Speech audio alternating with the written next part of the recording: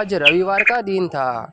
सुबह सुबह आम अपना वॉलेट टेबल पर रख देता है और वो कहता है, मैं नहाने के लिए जा रहा हूँ, कोई भी मेरे वॉलेट के साथ छेड़छाड़ नहीं करेगा। इतना बोलकर आम नहाने के लिए चला जाता है। लेकिन कुछ देर बाद जब वो वापस आता है तो वो देखता है कि उस टेबल पर उसका वॉलेट नहीं था, मतलब कि किसी ने गायब कर दिया है। लेकिन किसने? तो फिर आम अपने घर में सभी से पूछताछ करते हैं। तो फिर सभी कहते हैं।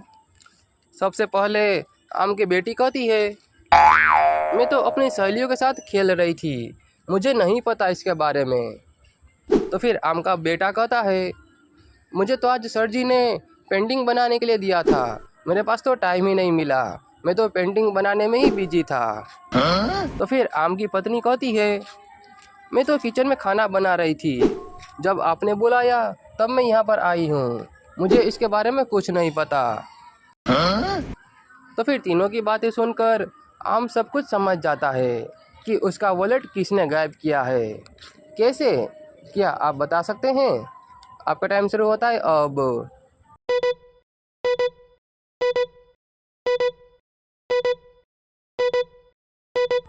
तो क्या आप इस पहेली का आंसर दे पाए?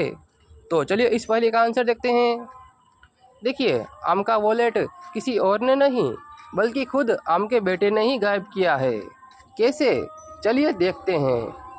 अगर आपने इस टेबल को ध्यान से देखा होगा तो पहले कलर लगा हुआ नहीं था, लेकिन वॉलेट गायब होने के बाद इस टेबल पर कलर है।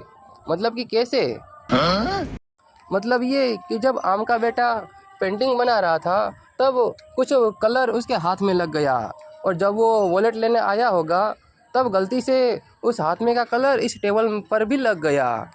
ये बात आम समझ जाते हैं और अपने बेटे को थोड़ा ज़ोर से कहते हैं तो वो सब कुछ बता देता है और उसका वॉलेट भी वापस लौटा देता है। तो चले देखते हैं अगली पहेली। रात का समय था, बहुत ही तेज़ बारिश हो रही थी। इतनी तेज़ बारिश में किसी का खून हो जाता है। जिस रूम में खून हुआ था उस रूम का खिड़की और दरवाज़ा सभी खुले हुए थे।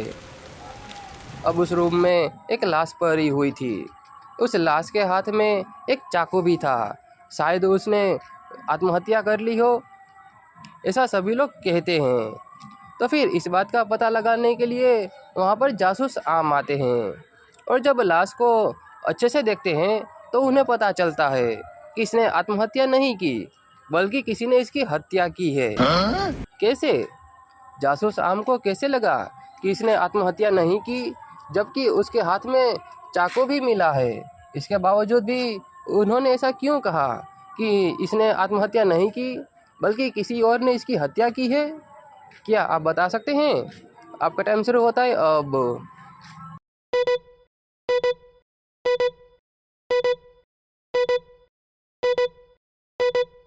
तो क्या आप इस पहेली का आंसर दे पाए?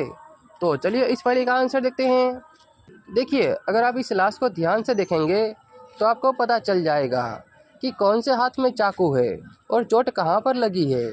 ऐसा कैसे हो सकता है? अगर लेफ्ट साइड में चाकू होगा तो राइट साइड में चोट लगना चाहिए था, जबकि लेफ्ट साइड में चाकू भी है और चोट भी उसी साइड पर लगा है। ऐसा तो हो नहीं सकता। मतलब ये कि इसकी किसी ने हत्या की है और ख़ुद को बचाने के लिए उसके हाथ में चाकू रख दिया, लेकिन किस हाथ में रखना था ये वो जल्दी जल्दी में भूल गया और किसी भी हाथ में रख दिया। ये बात हम समझ जाते हैं।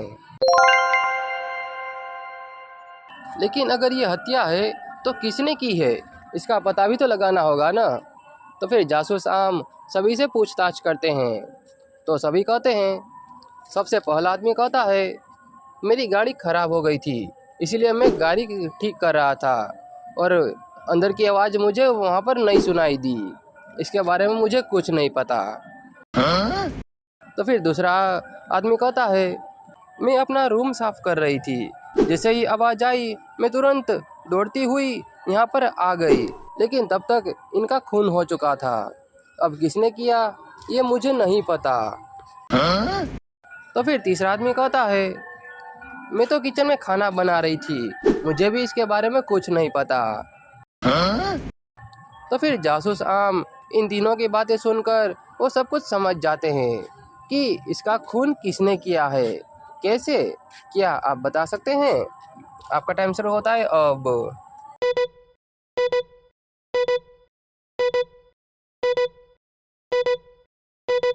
तो क्या आप इस पहले का आंसर दे पाए? तो चलिए इस पहले का आंसर देखते हैं। अगर आपने इस लाश को ध्यान से देखा होगा तो आपको पता चला होगा कि लाश के हाथ में जो चाकू है उसमें ऑयल लगा हुआ है। अब ऑयल कहाँ से लगा? जो गाड़ी ठीक कर रहा था उसी के हाथ में ऑयल लगा हुआ था। शायद उसके हाथ में का ऑयल इस चाकू में लग गया हो। ये बात जासूस आम समझ जाते हैं और जो गाड़ी ठीक कर रहा था उसे पकड़ लेते हैं। एक बहुत ही बड़े सोने की दुकान में सोना रखने के लिए दो लॉकर है। एक लॉकर में 1 करोड़ से कम का सामान रखा जाता है, वहीं पर उसके सामने ही रखे लॉकर में 1 करोड़ से ऊपर का सामान रखा जाता है। एक दिन अचानक से कीमती लॉकर में से 5 करोड़ का सोना गायब हो जाता है। वहीं पर उसके सामने रखे हुए लॉकर में से कुछ भी चोरी नहीं होता। तो फिर दुकान का मालिक जासूस आम को बुलाते हैं और जब जासूस आम को ये बात पता चलती है कि एक लॉकर पूरा खाली हो चुका है, मतलब कि 5 करोड़ का सोना किसी ने चुरा लिया है, वहीं पर उसी के सामने रखे हुए लॉकर में से 1 रुपये का सोना तक चोरी नहीं होता, बल्कि चोर तो उस लॉकर को हाथ तक नहीं लगाता। ये बात जब उन्हें पता चलती है तो उन्हें बहुत ही बड़ा आश्चर्य होता है और वो कुछ देर तक सोचते हैं और फिर वो दुकान के मालिक से कहते हैं कि ये चोर कोई बाहर का नहीं बल्कि आपके ही घर का है, मतलब कि आपका स्टाफ हो सकता है, आपका कोई रिश्तेदार हो सकता है, लेकिन कोई घर का ही है, बाहर का नहीं है। अब जासूस आम को ऐसा क्यों लगा कि ये चोर बाहर का नहीं बल्कि घर का ही है? क्या आप बता सकते हैं? आपका टाइम शुरू होता है अब।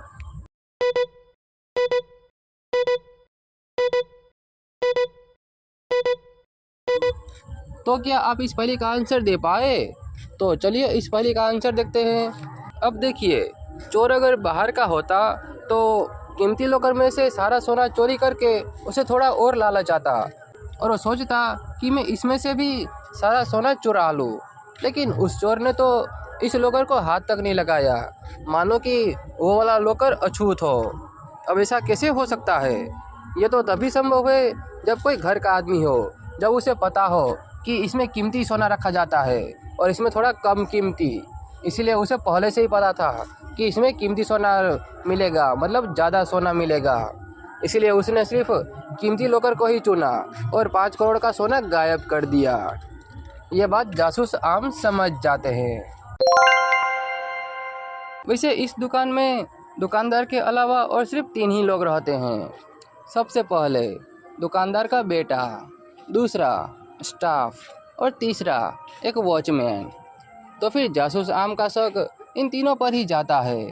तो फिर जासूस आम सबसे पहले दुकान पर लगे सीसीटीवी फुटेज को चेक करते हैं, लेकिन वो चोर जब आया था तब उसने अपने चेहरे पर मास्क लगाया हुआ था। इसकी वजह से जासूस आम और दुकानदार कोई भी उसे पहचान नहीं पाते हैं। लेकिन जासूस आम जब फिर से उस फुटेज को ध्यान से देखते हैं तो समझ जाते हैं कि इन तीनों में से चोर कौन है। कैसे? आखिर जासूस आम ने इस फुटेज में क्या देख लिया जो उन्हें पता चल गया कि चोर कौन है? क्या आप बता सकते हैं? आपका टाइम शुरू होता है अब।